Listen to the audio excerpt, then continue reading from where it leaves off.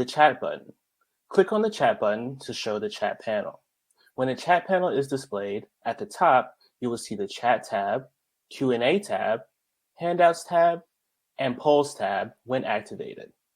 Click on the down arrow at the top right corner to minimize the chat panel.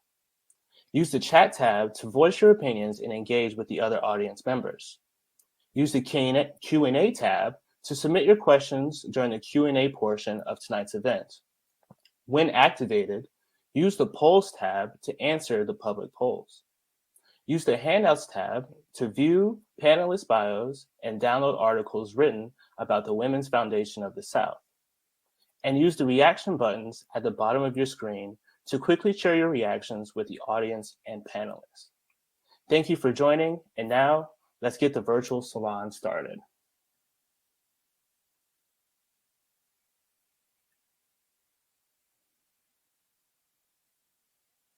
Good evening or afternoon, depending upon where you are. My name is Sherece West Scantlebury. You may know me as the president and CEO of the Winthrop Rockefeller Foundation, but this evening, I am here as the founding board chair of the Women's Foundation of the South. Woo-hoo.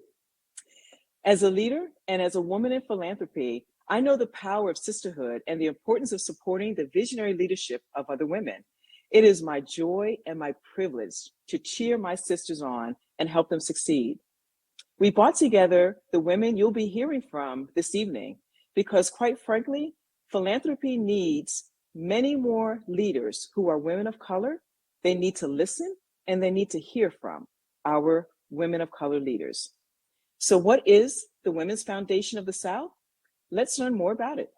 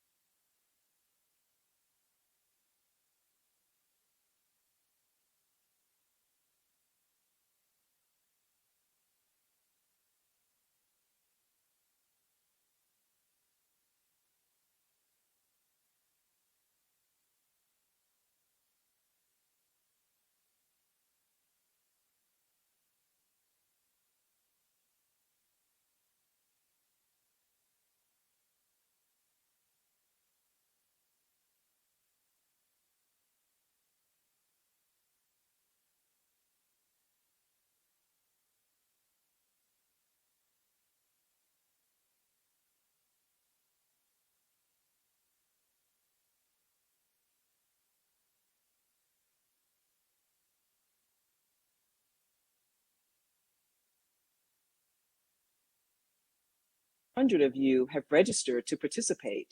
And we want to learn a little bit more about you. So give us a shout out in the chat. Tell us who you are and what you had for breakfast. And write one word you think describes women of color leaders best. So my word would be fierce. We'd love to hear from you throughout the event. So please use the chat to post your responses, your comments, and most importantly, your questions in real time. So while you are telling us what you had for breakfast and the one word you think best describes women of color leaders best, I will introduce my sisters to you. In the interest of time, I'm not going to read their bios. You can find links to those in the chat. I've known my friend Tyra Mariani for a couple of years. She's the president of the Schultz Family Foundation. And when she heard I was helping build a foundation for women and girls in the South, she got really excited and reached out to some of her friends to share the news. I knew Tyra had to be a part of this conversation. So hey, Tyra, thanks for being here. And you definitely are one I would call fierce. Carmen Rojas unfortunately couldn't be here due to circumstances outside of her control, but she sends her greetings and wrote a lovely statement that you can download in the handouts section of the platform, along with our strategic plan and some recent articles about the Women's Foundation of the South. And I am so pleased as a founding board member and with my founding board members that we have named Carmen James Randolph our founding president and CEO of the Women's Foundation of the South. She's worked as a professional grant maker for over 20 years. Carmen has a vision of an endowed institution in the South, one that was permanently dedicated to women and girls of color, and she is committed to bringing that vision to life. Hey, Carmen. Tyra, why don't you get us started?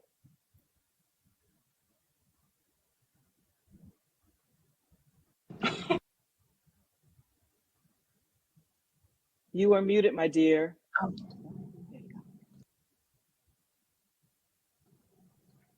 Can you hear me?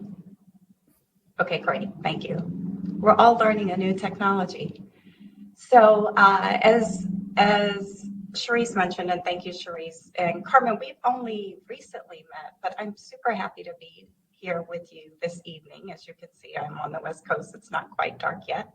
I'm super excited about this conversation because as Sherece mentioned, I was like, yes, my friends in philanthropy in the Pacific Northwest, come join me in this conversation. And Carmen, your video was really inspiring, but there's a question that I don't know, or I don't believe I've asked you before, which is like, how does a foundation even get started? Most of us have joined pre-existing ones. More importantly, what motivated you to establish one in the South? Good evening, Tyra. Thank you so much for co-hosting this wonderful salon tonight. And in terms of how a foundation gets started, that was the question that all of us had in terms of the founding women who came together. And I can tell you, we started by dreaming. And we asked ourselves, what would it look like? What would a foundation look like that was dedicated to women and girls of color in the South winning? What would it look like to have a foundation that was just unapologetically centering the health, the welfare, well-being, the financial capability, as well as the power of women of color leaders throughout the South? What would it look like for women of color entrepreneurs to be resourced? We know that less than 1% of capital goes to support their businesses.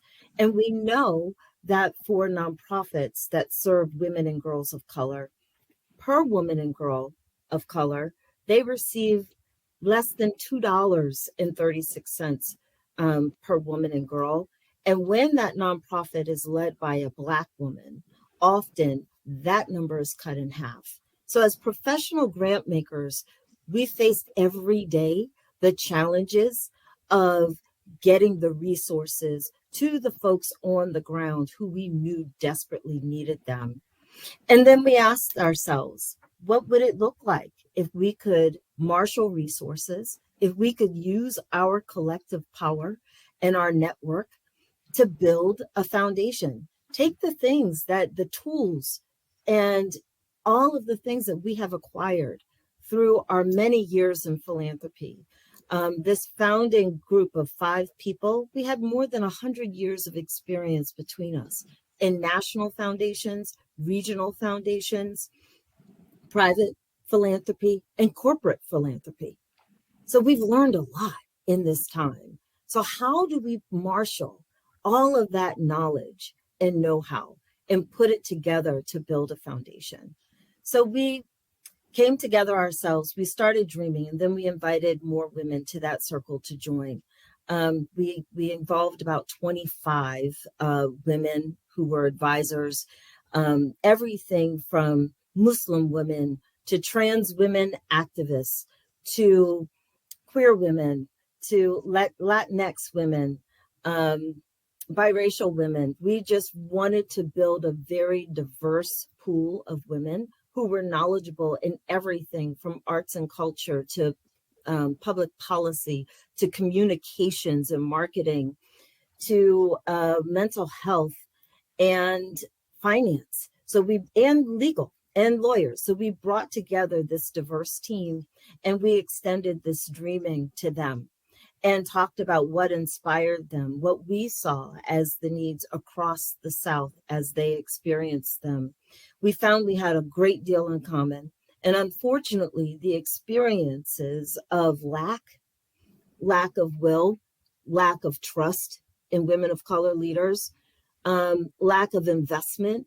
We found what's happening here in our home state of Louisiana to be true, whether we were talking to advisors in North Carolina, South Carolina, Georgia, Florida, or Texas. So we knew that in terms of the need for there to be a regional organization development that committed to the uplift of this work across the South, and we knew there was a need to do it differently. And from there, we partnered. We partnered with Bridge Philanthropic Consultants, and we began a very in-depth, intentional strategic planning process. So in terms of the blood, the sweat, the tears, and the hours that these women contributed, and actually BPC took a bet on us as well and contributed their time. At first, they advanced their time to us to all take this dreaming and pull it down into the real tactical steps that we needed to take to build this organization. And then we called on our sisters. We called on our network. First, calling on other Black women in philanthropy to give of their own dollars. All of our founders, we had all given from our own pockets. We called on our sisters, and starting in last February in Black History Month and then in March. And then we asked them to leverage resources from their foundations. And this effort alone generated about $100,000 in resources to get this organization off the ground. So those were the beginning steps. That's great. And we don't have enough time to dream, do we? So I love that you took the time to do that, as well as just recognizing the assets and the strength that has been women of color, and especially in the South. But so we've seen some encouraging initiatives launched in the last few years that prioritizes women and girls of color in the South. And there are also some women's foundations, I believe, who are already funding and established in the South. So are you similar? What's different? I know the answer already, but tell us how it compares. Well, first, we know that all of these efforts are needed. We're all needed. And I told you what the philanthropic investment looks like for women of girls of color. So in terms of having an attitude of gratitude and abundance that we need to have more players at the table, we're very clear about that. One thing that makes WFS different is we founded this with the intention from the very beginning of making this a permanent, endowed foundation, and to create this as an inheritance for women and girls of colors in the South. We're very clear that women and girls of color, especially women of color, we have long sacrificed and proven why we need and deserve to have an institution that is permanently committed to our health, our well-being, and our leadership in the South. So in terms of this being a permanent, we're not raising a fund that we intend to bring funders together and then spend down the dollars. Our goal is to create a permanent institution and an inheritance for women. And also, this organization was founded by women of color to serve women of color. We have allies that have been a part of this work from the very beginning, but these are allies who are truly aligned with our goals and our values. So in terms of who we are seeking out to join us, it is those allies who are aligned. It's different in that this is not a legacy charity where we have to do the heavy labor that many of us who are grant makers have been doing, especially in the last 2 years with the racial awakening, reckoning and awakening that's been happening in our country, to push those boards, to push the leadership, and to create change within those institutions to make them more equitable and to make them more inclusive. WFS was founded with those values of inclusivity and equity.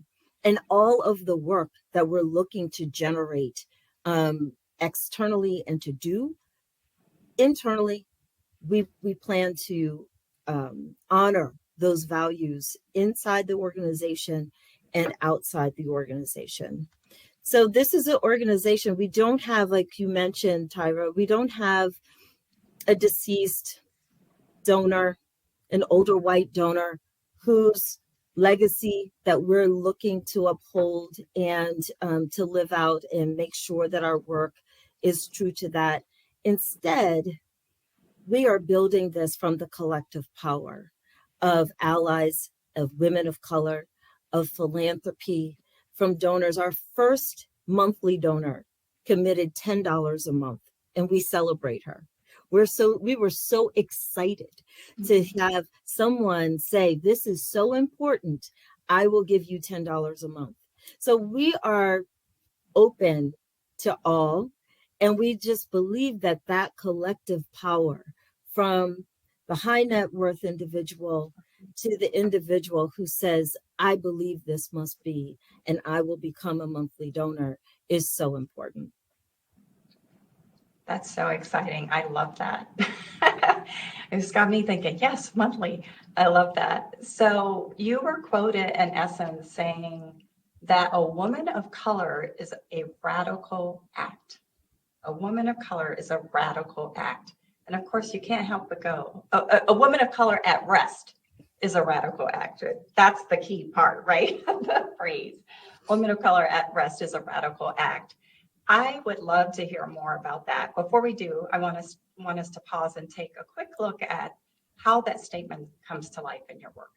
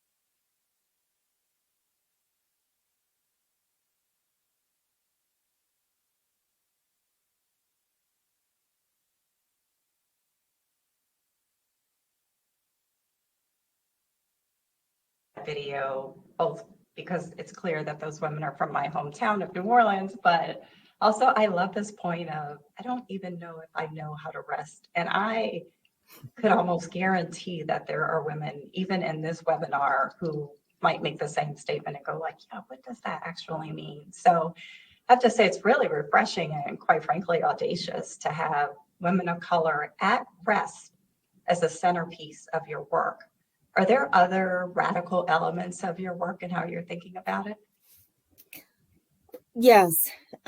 First, I do want to say this issue of resting as women of color leaders, as professionals, this is something that, as I'm talking with my team, that we all have to work on. We have to, because our very well-being and the quality and the endurance of the work that we are so committed to doing, it won't happen if we don't rest. It was Audre Lorde who said, caring for myself is not an act of self-indulgence. It is self-preservation, and that is an act of political warfare. So I just offer that to say that this is something even I, as the leader of this organization, I was confronted this past summer with a health crisis.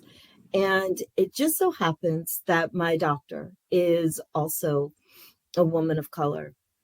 And I called her to talk about post-surgical diets, that we had a video appointment scheduled.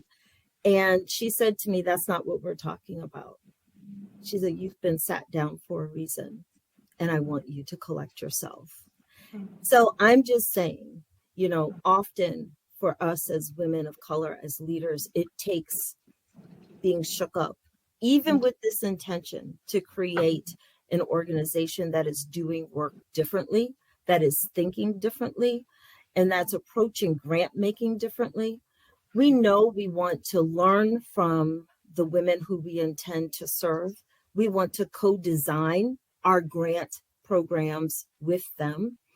And to do that, we thought, especially for women here in Louisiana, who have been, like all women of color and other leaders across the country, responding to COVID for the last 2 years. And then here we have disaster on top of disaster with Ida that impacted most of our state just a few months ago. And we know these women are exhausted. And all of the work that we care about, whether it's increasing voter registration, we have districts that are changing right now. We have work to preserve reproductive rights. All of the work that we care about and that we've invested in, if these leaders are not strong, if they're not whole, how can they move this work forward effectively?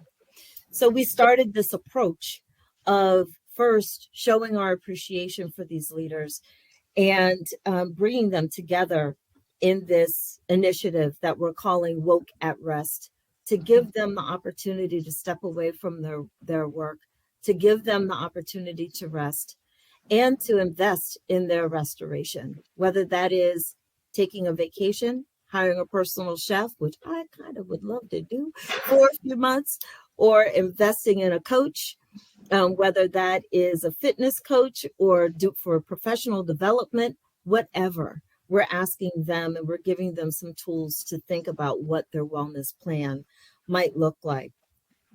The other thing that I would say that's radical about WFS is that we are intent on living our values within the organization. So this is the part that I get a little nerdy about. We've been so excited to build this work in such a way that for instance, we've had the opportunity to be the architects of our 403B plan.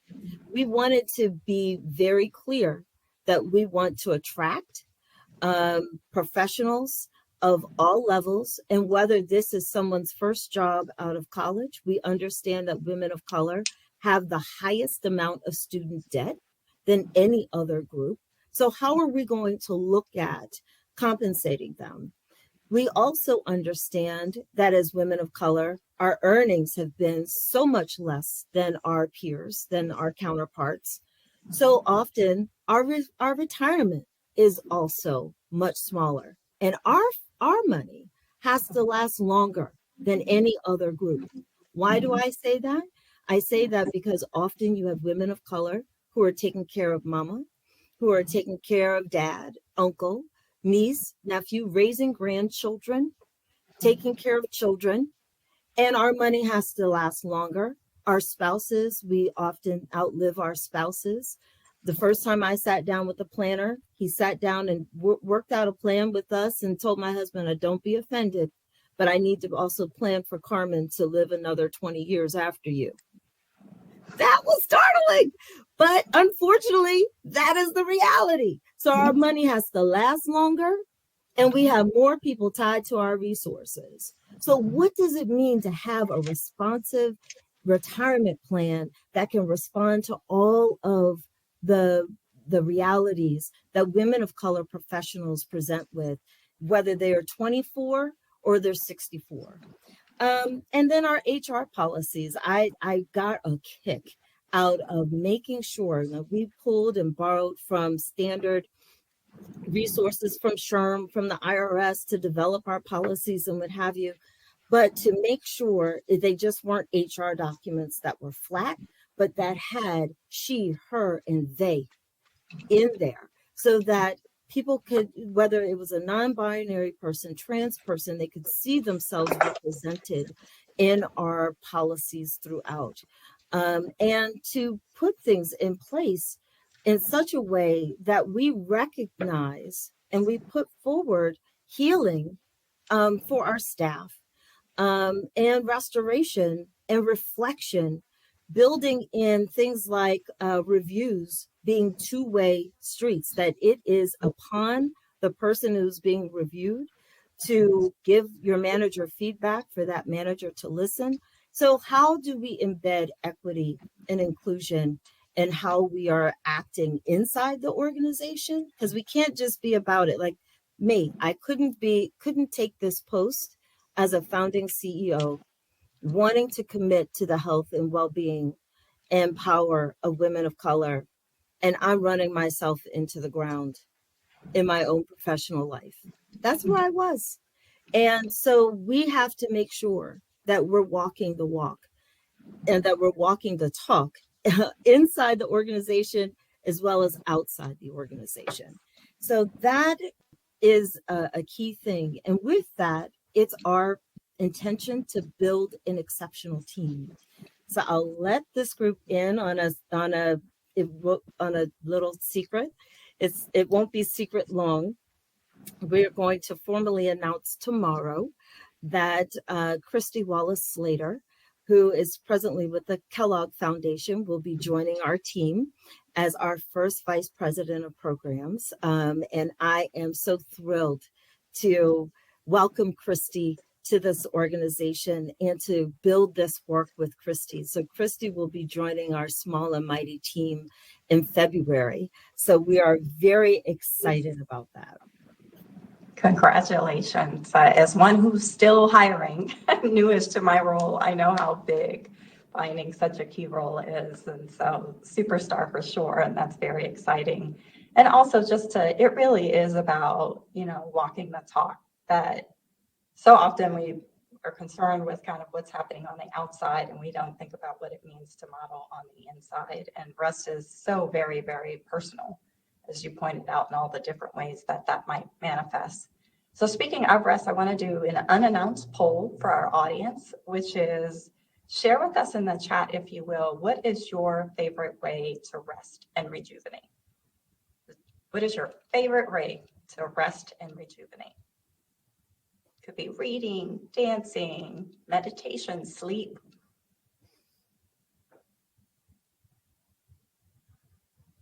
And I see that. Let me try the chat. Oh, there we are. Iced coffee for breakfast. That's awesome and powerful. Oh, this was the breakfast. Meditation and sleep. Sleep or a spa day.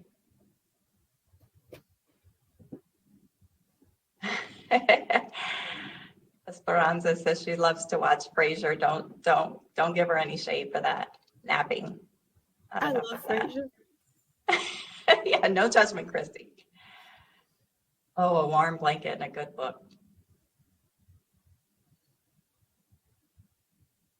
And a good bubble bath. Boy, that's been a long time. Tyra, that is my go-to. I'm either tired or I want to rest. In this conversation, laughing out loud, yes, and time with friends, yes. Echo on that one. I was rejuvenated last week for that same reason. Or a cabana on the beach, if you can do that. Good mystery novel. Awesome. Well, keep sharing. I love it, love it, love it. So one of the things that video demonstrates is that women of color leaders in the South don't get nearly the funding of their white counterparts. So what is your approach, Carmen, to addressing that through WFS? Well, one thing that we are doing in terms of how we're building WFS differently is we are investing mightily in strategic communications and marketing. That is an area that many nonprofits can't afford, quite frankly, to invest their resources, and philanthropy also in terms of regional foundations, smaller foundations, just do not have the resources to invest mightily in that area. We feel it's important to do so that we can create a counter narrative about the promise of Southern women and girls of color. We want to promote their work, to highlight the movements that are being led by women of color in the South, and to amplify their stories, to tell their stories and the power of their stories. So we believe by doing so, by making sure we're giving a national platform to the work that's happening on the ground in the South, that by doing so, we'll marshal resources and leverage national resources to support the work that's happening here on the ground. So we feel that by listening very deeply to women of color and to fund their genius, quite frankly, because many of them have such difficulty they'll make the case for the support, but in terms of looking at how to build the capacity and make sure that they're getting the resources that they deserve on the nonprofit side, and then from the entrepreneurial side, that they're able to garner the resources that they need for their work. This is the place that we hope to amplify, marshal the resources, leverage them, and then support them directly in the way that they need to be supported. I mean, we've all heard different stories, whether it's the Me Too movement, things that have started within the community of women of color or by women of color. And then where it gets supported is in terms of mainstream nonprofits. So we know the genius is here in our community, and the genius is here among women of color. The issue is getting them the resources that they need to be able to accomplish the things that they intend and that they dream to do. And as you know, because I leveraged it, I think it's been a few months. Yeah, I guess that was August or so. You did the Medium post about the disaster recovery. And as a foundation that uses some of our funds to support disaster relief and recovery, your resource came just in time. You know, we're always trying to make sure that the people who are most impacted are served, the women and men who are proximate to the communities most impacted. And so you just served up this beautiful list that made a bunch of women and organizations seen that I could leverage. And I think that's just a very small act of the power that sits within the work that WFS is doing. Thank you so much, Tyra. Yeah. Because for us, I think nationally, Ida was cast as a weather event. It was a weather event, very strong hurricane, very strong storm. But what we sought to do was to put a gender lens and gender focus on that event to say, how is this impacting women and girls and families of color? And what are some of the efforts that are happening on the ground to resource those communities? So what we did was pretty unconventional for philanthropy. I mean, we put out that list and we put people's Venmos, their Cash Apps, the funds that, because there's a lot of philanthropy that's happening now through mutual aid, people giving directly to people. And we want to celebrate that. We want to show all of the ways that people are looking to be supported. And here we had everything happening from Black and brown doulas supporting postpartum families and giving. Can you imagine if you have a baby right before a storm comes and you've lost your home, or your roof is now leaking and you can't bring a new baby back to that? I mean, these are the kinds of things that women of color led nonprofits were responding to and doing throughout that. So we understand that every place is unique, that what strategies might work in Louisiana or even in rural Louisiana might not work in New Orleans. The same might not be true for Arkansas or Mississippi or South Carolina. So we're looking to do a landscape analysis and phase our going into states. It's our hope to expand to Mississippi and Arkansas next year with WOC Rest. And we'll continue to marshal different partners to help inform us and inform our strategy as we grow. Well, and so speaking of collective wisdom in a group setting, I would love to hear from you all in the chat, I think at least one more time, and then we'll open it up for questions.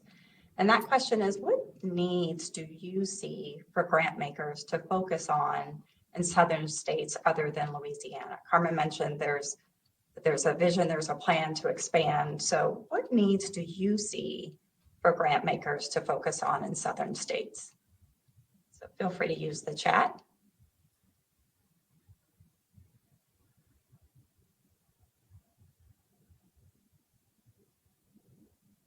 And while things are coming in, I'm also going to turn it back over to Sherece to facilitate our Q&A. And Sherece, feel free to read what's in the chat if you so choose, but also want to just turn it over to you to open it up for conversation or questions. Absolutely. Wow, you all, I'm a part of this, and I'm even inspired and excited all over again to be a part of this organization, and so excited. I did want to read a couple of the words that folk use to describe women of color leaders, and in particular, you know, they really do describe the two of you: powerful, amazing, brilliant, undaunted, vital, on fire, and radically amazing. So and all of that is true and more. So a couple of questions here, because I'm so excited, but I'm going to contain myself and follow the instructions. What kind of support have you garnered so far for WFS? Well, I mentioned that we first started with calling on our network of African-American women working in philanthropy, and they put out the call even broader. So we were able to have women working in philanthropy from across the country contribute to us first, as well as having their institutions like the Kellogg Foundation and others match their contributions. And then from there, we got foundation support from the Minnesota Women's Foundation, who contributed from their sister fund. We got our first endowment grant from the Texas Women's Foundation. They contributed to our endowment. We had foundations like the Schultz Family Foundation. I think Schultz contributed to us from our first Salon event, and also the Marguerite Casey Foundation. We're thrilled that the Casey Family Programs contributed our first large grant, and followed by the Kellogg Foundation, which gave us all that in total, about $1.1 million to get started. And since then, we've had support from the Aditi Foundation, most recently from the Kresge Foundation, from the Annie E. Casey Foundation, all to get us started. And we're soon topping $2 million in support. Our goal is to raise $10 million between now and the end of 2022. And I mean, we just officially opened our doors in August. So I'm feeling pretty optimistic that we're going to reach that goal, because we are having conversations now that are very exciting. And that's how that is going. And we are absolutely amazed at the momentum and the excitement that we have experienced in supporting and in receiving support for this work.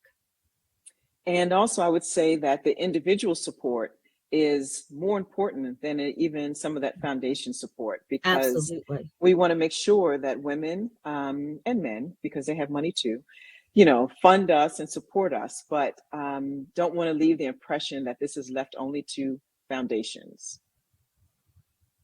And what is the goal overall? Like, what is needed to do this, to make this vision happen? Our goal is to, over the next 10 years, to raise $100 million.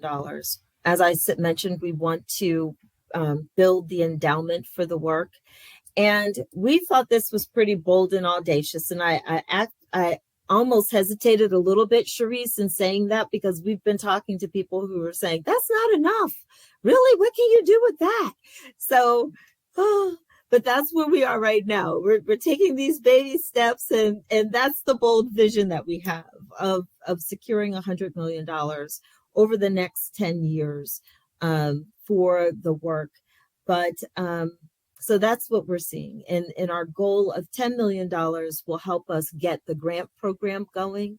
It will help us also start an investment fund, an impact investment fund to support entrepreneurs. So in 5 years, what would success look like?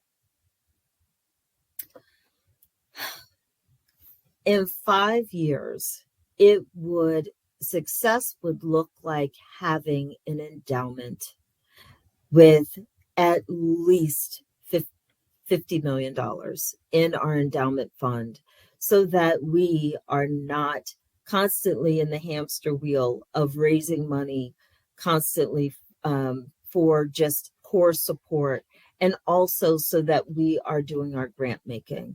In 5 years, success will look like robust grant making in a minimum of 7 of our states. We were phasing out how we would get to all 13 states, and that has been a question. How are you going to fund all 13 states? But I would hope that in 5 years, we are well on our way to expanding and phasing in our footprint, so that we're reaching more of the states in our entire footprint. So well on our way to doing that. And in terms of the investments that we make in women's businesses, in nonprofit organizations, we will be able to track real measurable change in how this grant making is changing lives, helping women look at careers that are beyond frontline workers, which we know have been so impacted by the pandemic, and getting into careers that are different, increasing home ownership. Can we please make a dent in maternal mortality? We have the highest rates in the nation here in Louisiana. So we need more women surviving childbirth beyond the first 2 years after they have a child. And wage disparity. We need to put a strong flag in the ground and increase the wages of women of color to be more on par with their white peers in particular. So is that what you mean by radical? Yes. That kind of systemic reform. So Tyra, in 10 years, as someone who is an initial investor, what would you hope to see from WFS? I'd hope to show the power that women of color and the impact that women of color can create when we give them more than pennies. Yes. We have yes. historically made lemonade out of lemons. What if we actually gave them all the tools that they needed and would put to great use? So there's too much of a deficit frame that I think we have around women of color. And I want to really just prove out, and we're doing that around the country, but just prove out, particularly in the South, where there's a deficit mindset, how much power can come from resourcing our women who are so strong and so critical to our community. Oh, I love that. Thank you. Thank you. And then we just had a clarifying question. We're talking about funding individual women or organizations or both? We are talking about funding nonprofit organizations and increasing access to capital for entrepreneurs. So those nonprofit organizations would be nonprofits led by women of color, serving women and girls of color. So achieving those outcomes with the communities that they serve by, as Tyra was saying, being resourced to do more than make lemonade from lemons, being resourced at the level that they need to be and deserve to be resourced, as well as working with our partners on the side of increasing investment for women of color entrepreneurs. So what is your call to action for those who are participating in the salon this evening?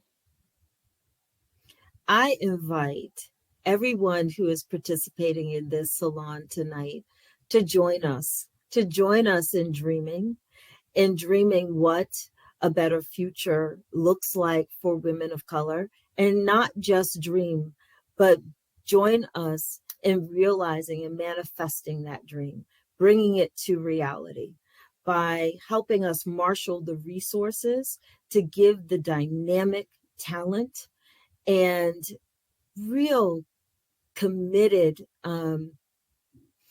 passion that the women have to make this work happen. I ask you to join us in helping us determine what good policy looks like that supports women and girls of color throughout the South. And that in the broadest sense. We have trans and non-binary people. Our LGBTQ community is severely under attack in some states more than others. And reproductive rights are under attack. We want WFS to be the organization to say the bold things, to push for policies that some of our counterparts can't do. We want to be able to direct the resources where they might not get grants past their board, because we know all the reasons why the resources are not going there.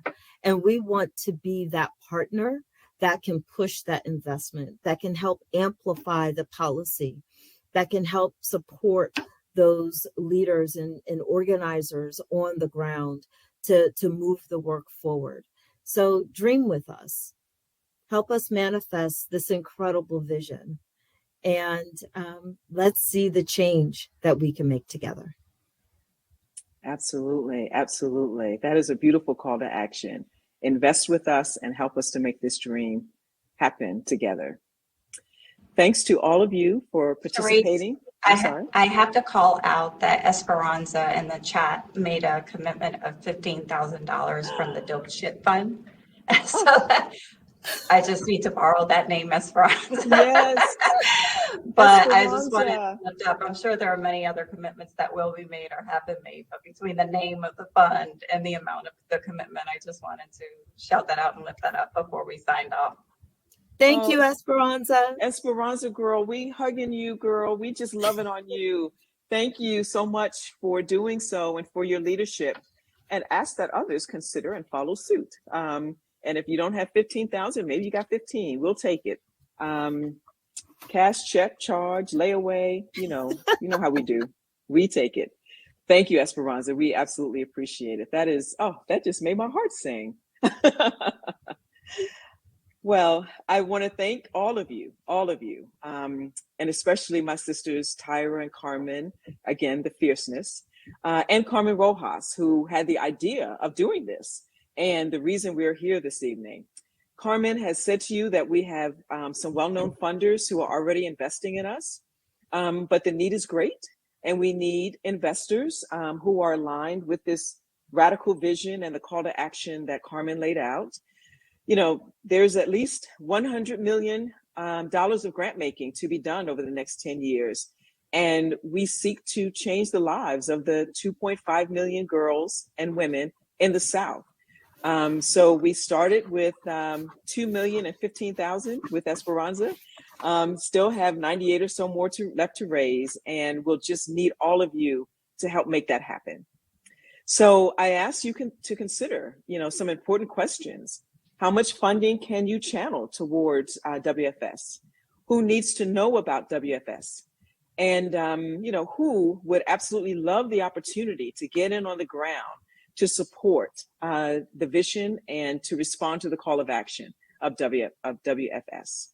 Reach out to us by email, info@womensfoundationsouth.org, and let us know how we can partner with you. But also let us know what's on your mind as it relates to women in our region or in the South, and ways in which you can see this work impacting that. You can also give a personal gift on our website, and that is at www.womensfoundationofthesouth.org. Carmen, I will turn it over to you for the last word. Well, Sherece and Tyra, thank you so much for giving us your time this evening and for being a part of this wonderful, special Camellia Salon. And as you mentioned, Sherece, WFS is just in its first year, and we weren't started with a trust or a bequest or for a big donor. This was started with money from our founders' pockets, leveraging the support of Black and Brown women in philanthropy and a bold vision. And just you being here this evening is helping that radical vision come to life. So from the bottom of my heart, I thank you for your time this evening, and I thank you for joining us. And again, I invite you to join us in dreaming. And if you believe in this vision of building the health, the wealth, and the power of women and girls of color in the South, we want to be your partner. We need allies, we need friends, and we need partners, because we know the road ahead is not going to be easy and will be fraught with some challenges, but we're ready. So thank you so much for joining us. Well, before we close, Damien and Lee Parker believe in you so much that they're committing $5,000 to, so 20,000 raised in our salon this evening. Beautiful. You all are the best. Yes. Thank you, Damien. Thank you, Lee.